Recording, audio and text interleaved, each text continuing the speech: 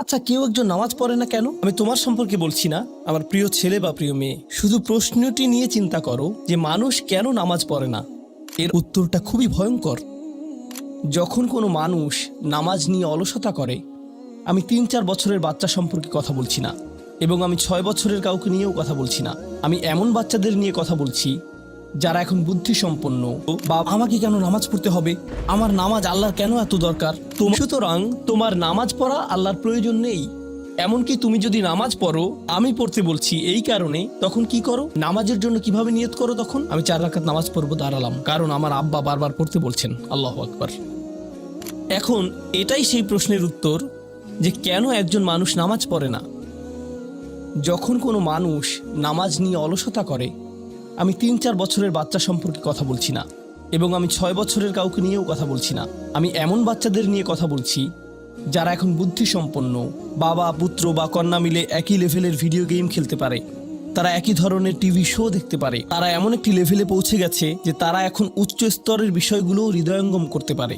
আপনার যেসব বিষয়ে আগ্রহ আছে তার কিছু কিছুতে তাদেরও আগ্রহ আছে। টিভিতে আপনি যদি কোনো খেলা দেখেন, তারাও আপনার সাথে দেখে। কিছু কিছু বিষয়ে তারা বুদ্ধিগত দিক থেকে আপনার সমপর্যায়ের। অবশ্যই তারা শিশু, তাদের ব্রেইন এখনো পুরোপুরি পূর্ণতা পায়নি, এখনো কম ক্ষমতা সম্পন্ন, কিন্তু কিছু পর্যায়ে তারা ইতিমধ্যে বুদ্ধিমান সত্তা হয়ে গেছে, এবং এখন তারা নিজস্ব সিদ্ধান্ত নেওয়ার ক্ষমতা প্রদর্শন করছে। তারা নিজের জন্য চিন্তা করতে পারে এবং বুদ্ধিমান প্রশ্ন করতে পারে।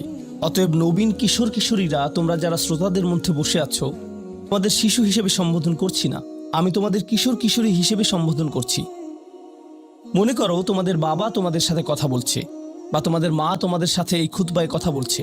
আমি ধরে নিচ্ছি যে আমি আমার নিজের সন্তানদের সাথে কথা বলছি এই খুতবায়। আমি মিম্বারে না, আমি বাসায় বসে আমার বাচ্চার সাথে কথা বলছি। তখন আমি কিভাবে তাদেরকে নামাজ পড়তে বলবো? প্রথম যে বিষয়টা বলে আমি কথা শুরু করতে যাচ্ছি তা হলো, প্রিয় সন্তান, এমন একটি সময় ছিল যখন আমি তোমার কথা জানতাম না, তোমার সাথে আমার কোনো সম্পর্ক ছিল না, তোমার কোনো অস্তিত্ব ছিল না, আমি তোমার ব্যাপারে কোনো পরোয়া করতাম না, তোমার কথা কখনো চিন্তা করতাম না, তুমি আমার নিকট কিছুই ছিলে না। লাম ইয়াকুন শাইআম মাযকুরা। কোরআন বলছে মানুষের জীবনে এমন একটা সময় ছিল যখন কেউ তাকে স্মরণ করতো না, একেবারেই না।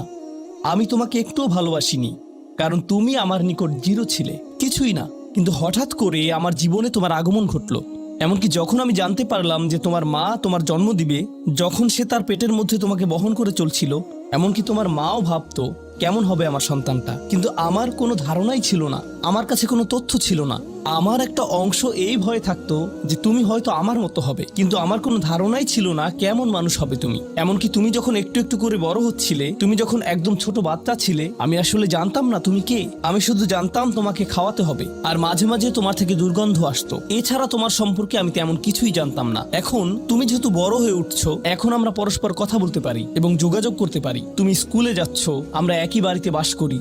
আমি শুধু তোমাকে জানাতে চাচ্ছি, আমাদের মধ্যে এই সম্পর্কটি সবসময় বর্তমান ছিল না। আমি তোমাকে আরো জানতে চাই, এই সম্পর্কটি সবসময় বর্তমান থাকবেও না। খুবই অল্প কিছু সময়ের জন্য আমরা দুজন একত্রে থাকব, আর অল্প কিছু দিনের মধ্যেই তুমি পুরোপুরি বড় হয়ে যাবে, তুমি যুবক হওয়ার পথে। এটা খুব দূরের জিনিস না। বস্তুত তোমার বাচ্চাকাল থেকে এখন পর্যন্ত সময়টাকে আমার কাছে 1 মাসের মতো মনে হয়। চোখের পলকে তুমি এখনকার তুমি হয়ে গেছো। কিছু বুঝে উঠতে উঠতেই তুমি বড় হয়ে যাবে। একদিন ইউনিভার্সিটিতে যাবে, চাকরি করবে, বিয়ে করবে, এর সব কিছুই ঘটবে ইনশাআল্লাহ, যদি আল্লাহ ইচ্ছে করেন। যখন ওই ব্যাপারগুলো ঘটবে, তখন আমাদের সম্পর্কটা আর আজকের মতো থাকবে না। বাড়িতে এসে তুমি আমার কাছে ছুটে আসবে না, তুমি আমার সাথে সময় কাটাবে না। তোমার নিজের চাকরি থাকবে, পরিবার থাকবে, স্ত্রী থাকবে বা স্বামী থাকবে, তোমার তখন নিজের জীবন থাকবে। সুতরাং আমাদের হাতে একত্রে যে সময়টুকু আছে তা খুবই সীমিত। এমনকি এই সময়টুকুতেও তোমার স্কুল আছে, আমার চাকরি আছে, আমাকে বাজার করতে হয়। আমাদের হাতে হয়তো দৈনিক 20 মিনিট সময় থাকে সত্যিকারের কথা বলার। আমাদের একসাথে অতিশয় সংক্ষিপ্ত কিছু সময় থাকে। তুমি যখন বড় হয়ে যাবে, তখন আমার সম্পর্কে তুমি শুধু আমাদের একত্রে কাটানো ওই গুটিকত মুহূর্তগুলোর কথাই স্মরণ রাখবে, কারণ আমাদের কাছে একত্রে কাটানোর মতো 24 ঘন্টা নেই, আমাদের নেই। তো মোট কথা, প্রথম যে জিনিসটি আমি তোমাকে জানাতে চাই তা হলো, আমি তোমাকে কোনো মতে চিনি।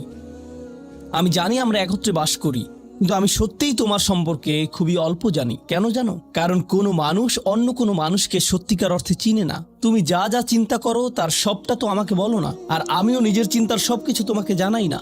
কিন্তু এমন এক সত্তা আছেন যিনি তোমাকে চিনতেন, এমনকি যখন তুমি আমার নিকট কিছুই ছিলে না তখনও। এমন এক সত্তা আছেন যিনি তোমাকে তখনও ভালোবাসতেন যখন সৃষ্টি জগতের কেউই তোমাকে ভালোবাসতো না, এই জগতের কেউই তোমাকে স্নেহ করতো না। এমন এক সত্তা আছেন যার সাথে তোমার সম্পর্কটা আগামীতেও থাকবে, যদিও তোমার আমার সম্পর্ক আগামীতে পরিবর্তিত হতে যাচ্ছে। ছোটবেলায় আমার বাবার সাথে আমার এক ধরনের সম্পর্ক ছিল, কলেজে পড়ার সময় তার সাথে সম্পর্কটা অন্য ধরনের ছিল, আর এখন তার সাথে আমার সম্পর্কটা সম্পূর্ণ ভিন্ন রকম। যদিও আমরা একই মানুষ আছি, কিন্তু আমাদের সম্পর্কে আমূল পরিবর্তন এসে গেছে। কিন্তু একজন এমন আছেন যিনি সর্বদা তোমাকে ভালোবেসে গেছেন, তোমাকে নিরাপত্তা দিয়ে গেছেন, তোমার ভালোর জন্য পরিকল্পনা করে গেছেন, তোমার যত্ন নিয়েছেন একেবারে শুরু থেকেই, আর তিনি সব সময় তা করে যাবেন। আর সেই সত্তা আমি নই, আমি তোমার জীবনের একটা পর্ব মাত্র। এটা সুন্দর একটা পর্ব যা আল্লাহ তোমাকে আমাকে একত্রে দান করেছেন, কিন্তু এটা কোনো স্থায়ী পর্ব নয়। এটা ছিল প্রথম ব্যাপার যা আমি তোমাকে জানাতে চেয়েছি। দ্বিতীয় যে বিষয়টি আমি তোমাকে জানাতে চাই তা হলো, আমি যখন তোমাকে নামাজ পড়তে বলি বা কোনো কিছু করতে বলি, তোমার তখন মনে হয় আমি তোমাকে নিয়ন্ত্রণ করছি, তোমার উপর বসগিরি দেখাচ্ছি, তোমাকে কেবল এটা ওটা করতে বলি। আমি চাই তুমি জেনে রাখো, আমার পক্ষে আসলে তোমাকে নিয়ন্ত্রণ করা সম্ভব নয়। আমি তোমাকে উপদেশ দিতে পারি, কঠোরতা দেখাতে পারি মাঝে মাঝে, এটা সত্য, কিন্তু অতি সত্বর তুমি এতটা বড় হয়ে যাবে যে তখন যত জোরেই আমি চিৎকার চেঁচামেচি করি না কেন, আমার কণ্ঠস্বর যত উঁচুই করি না কেন, যত হতাশাই ব্যক্ত করি না কেন, এতে কোনো লাভ হবে না। কারণ তোমার সিদ্ধান্তগুলো তুমিই নিবে। তুমি এরকম বলবে, আচ্ছা বাবা আমি একটু পরে তোমাকে কল দিচ্ছি, আমাকে এখন যেতে হবে, আরেকটা কল এসেছে। তুমি তখন আমাকে অপেক্ষায় রাখবে আর নিজের কোনো প্রয়োজন সারবে। মূলত অধিকাংশ সময় তোমার পছন্দ অপছন্দের উপর আমার কোনো নিয়ন্ত্রণই থাকবে না। তুমি যখন স্কুলে থাকো এবং বন্ধুদের সাথে আড্ডা দাও, তাদের সাথে কথাবার্তা বলো, আমি ওইসব কথাবার্তার কোনো কিছুই নিয়ন্ত্রণ করি না। আর আমি যদি ইতিমধ্যেই তোমাকে আইপ্যাড বা ফোন বা এরকম কিছু দিয়ে থাকি, আর এগুলো দিয়ে তুমি তোমার বন্ধুদের সাথে যোগাযোগ করো, তুমি তখন কোন ধরনের যোগাযোগ করো তার উপর আমার কোনো নিয়ন্ত্রণই থাকে না। এমনকি যদি আমি ওইসব ডিভাইসে প্যারেন্টিং কন্ট্রোল অ্যাপস ইনস্টল করে দেই, তবুও আমি তোমার চিন্তা নিয়ন্ত্রণ করতে পারি না। আমি কিছুটা নিয়ন্ত্রণ পেতে পারি, কিন্তু সেটা খুবই সীমিত। তবে এমন একজন আছেন যিনি নিয়ন্ত্রণ করে গেছেন তোমার শরীরের প্রতিটি কোষ। এক সময় তুমি যে মাইক্রোস্কোপিক তরল পদার্থ ছিলে, সেটাও তিনিই নিয়ন্ত্রণ করে গেছেন, যা তোমার মায়ের গর্ভে বড় হচ্ছিল, যা নিয়ন্ত্রণ করছিল তোমার জেনেটিক ক্রোম, যার উপর ভিত্তি করে তোমাকে সৃষ্টি করা হয়েছে। কেমন হবে তোমার শরীরের রং, তোমার চুলের আকৃতি, তোমার চোখ, তোমার বুদ্ধি কেমন হবে, তুমি কতটা লম্বা বা বেটে হবে, এর সবকিছুই তিনিই নিয়ন্ত্রণ করে গেছেন। তোমার উপর আসলে তার নিয়ন্ত্রণ আছে, আমার নয়। আমার একটি কথা মনে পড়ে গেল, যা রাসূল সাল্লাল্লাহু আলাইহি সাল্লাম তার মেয়ে ফাতিমা রাদিয়াল্লাহু আনহাকে বলেছিলেন, ইয়া ফাতিমাতু বিনতি মুহাম্মদ ইত্তাকিল্লাহ ফা ইন্নী লা আমলিকু লাকি মিনাল্লাহি শাইআ। ও ফাতিমা, মুহাম্মাদের কন্যা, আল্লাহর ব্যাপারে সচেতন থাকো। আল্লাহর নিকট আমার কোনো কর্তৃত্ব থাকবে না তোমার ব্যাপারে। এখন আমরা পরবর্তী পয়েন্টে এসে গেছি, যা এই কথার সাথে সম্পর্কিত। আমার যেহেতু নিয়ন্ত্রণ নেই, সত্য হলো তোমার ব্যাপারে আমি যতই সংরক্ষণশীল হই না কেন, আর আমি চাই যে তুমি ভালো করো, তবুও তোমার ভালো আমি নিয়ন্ত্রণ করি না, আর আমি এর জন্য দায়বদ্ধ নই। আল্লাহ প্রতিটি মানবকে তার নিজের জন্য দায়বদ্ধ করে সৃষ্টি করেছেন। দেখো, তুমি যদি ট্রাফিক আইন লঙ্ঘন করো, যদি একদিন ড্রাইভিং লাইসেন্স পাও এবং এরপর রাস্তায় লাল বাতি উপেক্ষা করে চলে যাও, পরে পুলিশ তোমাকে ধরলো, তখন তো তুমি বলতে পারবে না, আপনি একটু আমার বাবার সাথে কথা বলতে পারবেন না। তোমার নিজেকেই এই পরিস্থিতির মোকাবেলা করতে হবে। তোমার ইউনিভার্সিটি প্রফেসর যখন তোমাকে ফেল মার্ক দিবে, তখন তো বলতে পারবে না, একটু থামুন, আমার মাকে একটু কল দেই। না, তুমি নিজেই এই ফেইলের জন্য দায়ী। আইনের কোর্টে তোমার কাজের জন্য তুমি দায়ী, ইউনিভার্সিটিতে তোমার পাস ফেইলের জন্য তুমি দায়ী, তোমার চাকরিতে তুমি তোমার জন্য দায়বদ্ধ, তোমার স্বাস্থ্যের ক্ষেত্রে তুমি কি আহার করো তুমি তোমার জন্য দায়বদ্ধ। নিজেকে যে কোনো বিপদে ফেললে এবং নিজের কোনো ক্ষতি করলে তুমি দায়বদ্ধ তোমার জন্য। তোমার বয়স যত বাড়বে, তোমার স্বাধীনতা যত বাড়বে, তোমার দায়বদ্ধতাও তত বৃদ্ধি পাবে। কেউ তোমাকে নিয়ন্ত্রণ করবে না এবং তোমার কাজের জন্য অন্য কেউ দায়ী হবে না। লা তাজিরু ওয়াজিরাতুন উযরা উখরা, কোনো ভার বহনকারী অন্যের ভার বহন করবে না। আমি আসলে তোমার জন্য দায়ী নই। আর শেষ বিচারের দিন আমরা প্রত্যেকে সম্পূর্ণ একাকী আল্লাহর সামনে উপস্থিত হব। এখন এই দুনিয়াতে আমরা একসাথে একত্রে বসবাস করছি, আমরা একই পরিবারের সদস্য, আমরা কোলাকুলি করি, আমি আমৃত্যু তোমাকে ভালোবাসি, আমি সর্বদা তোমাকে নিয়ে চিন্তা করি। কিন্তু সামনে এমন একটা দিন আসছে যেদিন আমরা আমাদের সমগ্র অস্তিত্বের সবচেয়ে নিঃসঙ্গ সময় পার করব। বস্তুত শেষ বিচারের দিন তুমি যদি আমার কাছে দৌড়ে আসো, এমন হতে পারে যে আমি তোমার থেকে দৌড়ে পালাবো। তোমাকে চিনি না আমি, দূর হও আমার কাছ থেকে। আমি এখন আমার হিসেব নিয়ে চিন্তিত, কারণ তোমার সাথে আমার সম্পর্কটি ছিল সামান্য কয়েকটি ক্ষুদ্র সেকেন্ডের জন্য আল্লাহর সাথে সম্পর্কের তুলনায়, যে সম্পর্কটি আরো অনেক বড়। অনেক বেশি পুরনো, আর ওটা থাকবে আরো বেশি সময় ধরে। আমাকে এখন ওই সম্পর্কটা নিয়ে ডিল করতে হবে শেষ বিচারের দিন। অতএব আমাদের এই সম্পর্কটি ইয়াউমা ইয়াফিরুল মারউ মিন আখিহি ওয়া উম্মিহি ওয়া আবিহি, এই ধরনের সব আয়াত। লোকটি পালাবে তার মা থেকে, তার বাবা থেকে, তার ছেলে মেয়েদের থেকে, তার ভাই বোনদের থেকে, তার স্ত্রী বা স্বামী থেকে। কেউ কেউ ভাবছেন স্ত্রী থেকে পালানো, এটা তো আমি বর্তমানেও করি। তো পরবর্তী যে বিষয়টি আমি তোমাকে জানাতে চাই তা হলো, আমি তোমার কাছ থেকে সম্মান অনুভব করতে চাই, ঠিক যেভাবে তুমিও আমার প্রদত্ত যত্ন অনুভব করতে চাও। তুমি যখন কাউকে ভালোবাসো তখন কেমন যেন তার কাছে তোমার একটা চাহিদা তৈরি হয়। আমার নিকট তোমার চাহিদা হলো বাসার সমস্ত প্রয়োজন ঠিকমতো মেটানো হচ্ছে তো, আমার দায় দায়িত্বের অন্তর্ভুক্ত। আমার কাছে তোমার চাহিদা হলো আমি যেন কারেন্ট বিল প্রদান করি, ঘরের এসিটা যেন কাজ করে। তুমি চাও আমি যেন তোমার স্কুলে যাওয়া নিশ্চিত করি, তুমি চাও আমি যেন তোমাকে জামা কাপড় কিনে দেই। এগুলো আমার দায়িত্ব। আর আমি চাই তুমি যেন আমাকে কিছুটা সম্মান প্রদর্শন করো এবং শ্রদ্ধা দেখাও এবং আমার কথা শোনো। এগুলো তো সবাই বোঝে, কিন্তু আল্লাহর সাথে তোমার সম্পর্কটা অন্যরকম। তার কাছ থেকে তোমার অনেক কিছু দরকার, কিন্তু তোমার কাছ থেকে তার কোনো কিছুরই দরকার নেই। তোমাকে তার একটুও প্রয়োজন নেই। আসলেই তার কারোরই দরকার নেই বা কোনো কিছুরই দরকার নেই। চলো তোমার সম্পর্কে কথা বলি। তুমি যখন বলো আমাকে কেন নামাজ পড়তে হবে, আমার নামাজ আল্লাহর কেন এত দরকার, তোমার কোনো কিছুরই আল্লাহর প্রয়োজন নেই। এই নামাজ কোনোভাবেই তার উপকারে নয়। আল্লাহ এমনকি বলছেন যখন কোনো কিছুই থাকবে না। চলো কোরআন থেকে একটা উদাহরণ দেই। যখন এই মহাবিশ্বে কিছুই থাকবে না, চলো কয়েক সেকেন্ডের জন্য আল্লাহর গৌরব নিয়ে কথা বলি। সম্প্রতি বিশ্বকাপ চলার সময় আমি কাতারে ছিলাম। যেই টিম জয়লাভ করে, আর্জেন্টিনা জয়লাভ করে, তাদের জন্য এটা ছিল একটা দারুণ গৌরবময় মুহূর্ত। সবাই তাদেরকে নিয়ে আনন্দ উৎসবে মুখর। কল্পনা করো খেলোয়াড়টাকে নিয়ে উৎসব চলছে, কিন্তু কোনো দর্শক নেই, কোনো ক্যামেরা নেই, কোনো স্টেডিয়াম নেই, কিচ্ছু নেই। একটা লোক একা একা একটি দ্বীপে বাস করে।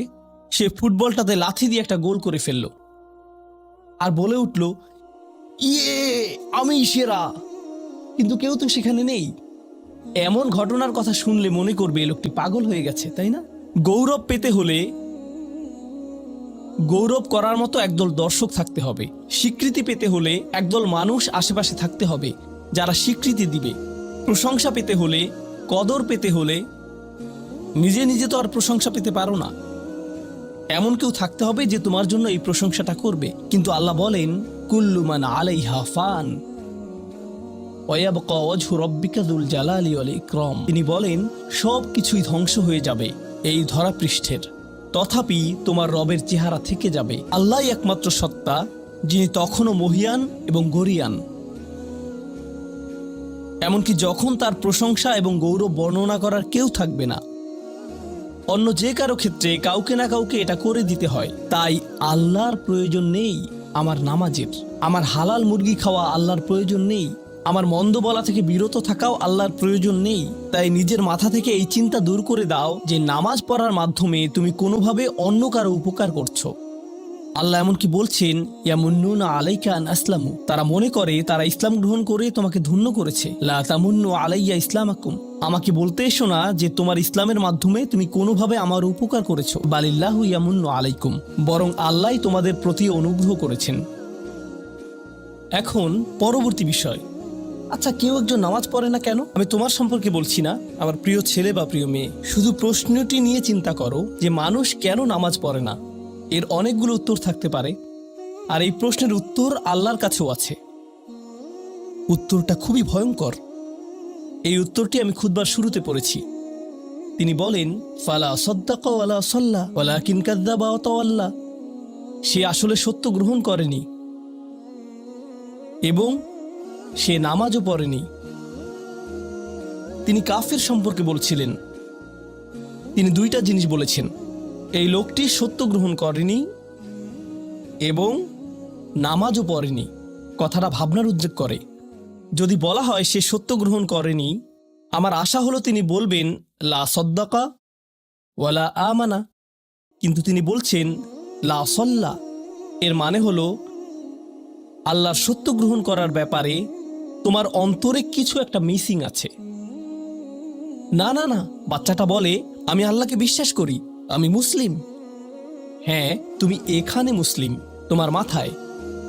কিন্তু এই সত্য তো শুধু তোমার মাথার জন্য না, এই সত্য তোমার অন্তরের জন্য। তুমি এখনো অনুভব করছো না যে ব্যাপারটা কেমন সিরিয়াস। তুমি এখনো উপলব্ধি করছো না যে এটা কি। মাঝে মাঝে কোনো বিষয় তুমি জানো হয়তো, কিন্তু এই নিয়ে চিন্তা করা থেকে পালিয়ে বেড়াও। এটা সত্য, তুমি জানো বিষয়টা কিন্তু চিন্তা করতে চাও না। আর তাই এটা যেহেতু মিসিং, ঠিক এই কারণে আমি সহজেই নামাজের কথা ভুলে যাই কখনো কখনো, এবং তুমিও ভুলে যাও কখনো কখনো। এমনটা ঘটে কারণ আমাদের অন্তর কিছুটা বিভ্রান্ত হয়ে পড়ে। দিনের এই সত্যতা, আল্লাহকে সেই সত্যটা, সেই অকাট্য সত্যটা আমাদের মস্তিষ্কের পেছনের কোনো একটা সেলফে গিয়ে পড়ে থাকে। আমরা অন্য কিছুতে ব্যস্ত হয়ে পড়ি এবং এই নিয়ে আর চিন্তা করি না। আল্লাহ এটাই বলেছেন। সুতরাং তোমার নামাজ পড়া আল্লাহর প্রয়োজন নেই। এমনকি তুমি যদি নামাজ পড়ো, আমি পড়তে বলছি এই কারণে, তখন কি করো? নামাজের জন্য কিভাবে নিয়ত করো? তখন আমি 4 রাকাত নামাজ পড়বো, দাঁড়ালাম, কারণ আমার আব্বা বারবার পড়তে বলছেন। আল্লাহু আকবার।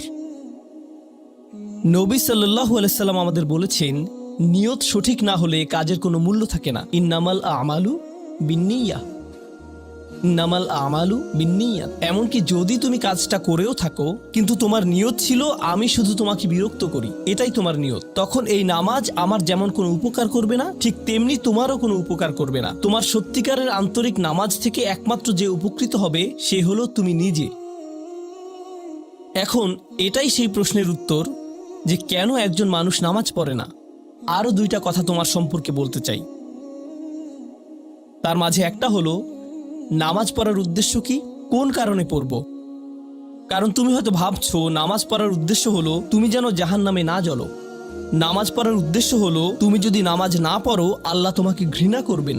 নামাজ পড়ার উদ্দেশ্য হলো তুমি যদি নামাজ না পড়ো তুমি শাস্তি পাবে, অথবা তুমি আর মুসলিমই থাকবে না, ফেরেশতারা তোমাকে অভিশাপ দিবে। সমস্ত নেতিবাচক বিষয়। আল্লাহ ওই সমস্ত উদ্দেশ্যের কথা উল্লেখ করেননি। নেতিবাচক কিছু থেকে মুক্তি পাওয়া নামাজের মূল উদ্দেশ্য নয়। নামাজের মূল উদ্দেশ্য হলো ইতিবাচক কিছুর দিকে ছুটে চলা, এটাই নামাজের উদ্দেশ্য। এমন 2 ছাত্রের মধ্যে পার্থক্য যেন একজন লেখাপড়া করে যেন সে ফেল না করে, আর অন্যজন লেখাপড়া করে কারণ সে ওই সাবজেক্টটা পড়তে ভালোবাসে। একজন ছাত্র পড়ালেখা করছে পজিটিভ কিছুর জন্য, আর অন্যজন পড়ালেখা করছে কারণ সে এমন কিছু থেকে বাঁচতে চাচ্ছে যা নেগেটিভ। একজন কর্মচারী তার চাকরিটাকে দারুণ ভালোবাসে, আর অন্য একজন কর্মচারী শুধু চায় সে যেন চাকরিটা না হারায়। তারা একই চাকরি করছে, একেবারে অভিন্ন চাকরি, কিন্তু একজন চাকরিটা করতে পেরে কি যে খুশি, কত যে আনন্দ তার, আর অন্যজন খুবই হতাশ, সবসময় মনমরা ভাব। কেন?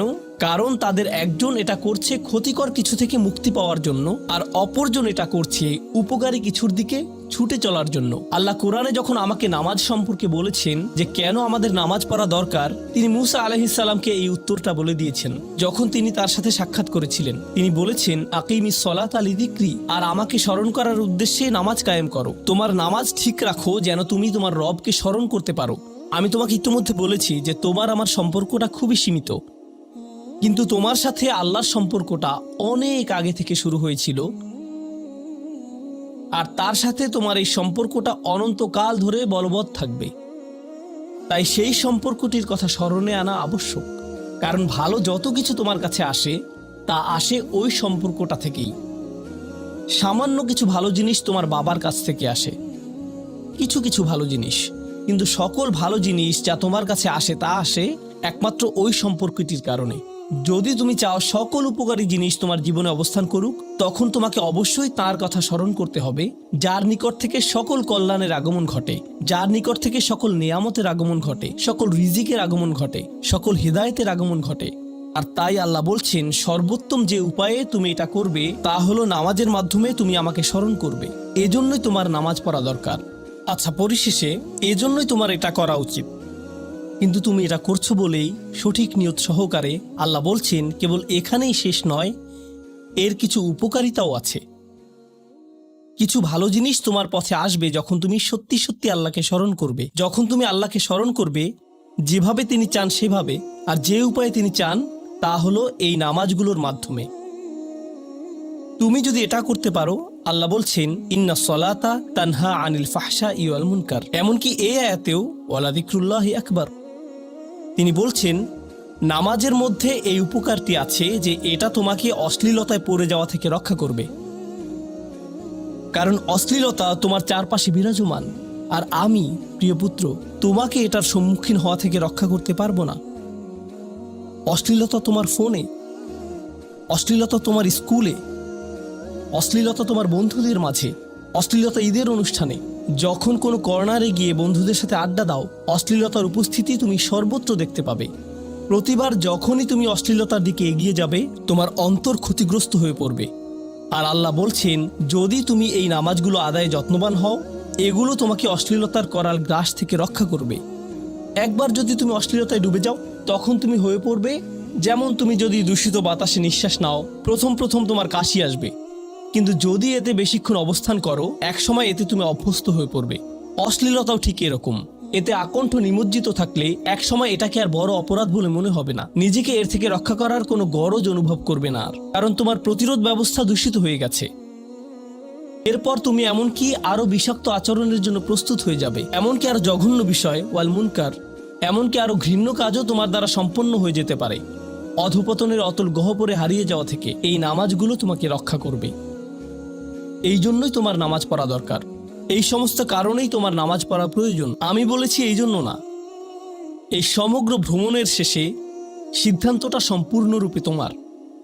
কারণ আল্লাহ হয়তো আগামীকালই আমাকে নিয়ে যেতে পারেন, আল্লাহ হয়তো আমাকে 1 বছরের মধ্যেই নিয়ে যেতে পারেন। তোমার এবং আমার মাঝে যে এই সম্পর্কটা বর্তমানে আছে, এমনকি যদি আমরা 100 বছরও বাঁচি, আমরা এর চেয়ে বেশি বাঁচতে পারবো না। একটা সময় আছে যখন এর সমাপ্তি ঘটবে, কিন্তু ওই সম্পর্কটি, তুমি যদি সত্যিই ওই সম্পর্কটি সম্মান করতে চাও, নামাজ পড়ো। তোমার প্রতি এটাই আমার উপদেশ। এখন আমি পিতামাতার উদ্দেশ্যে কথা বলবো। এটা হবে ছোট্ট একটা রিমাইন্ডার আমার জন্য এবং আমাদের সবার জন্য, আমাদের পিতামাতাদের জন্য। সন্তানাদি আল্লাহ প্রদত্ত একটা নিয়ামত, তাদেরকে এজন্য দেওয়া হয়নি যেন আমরা তাদের নিয়ন্ত্রণ করতে পারি। যত বেশি আমরা তাদেরকে নিয়ন্ত্রণ করতে চাইব, তত বেশি হতাশ হব সকল অবস্থাতেই।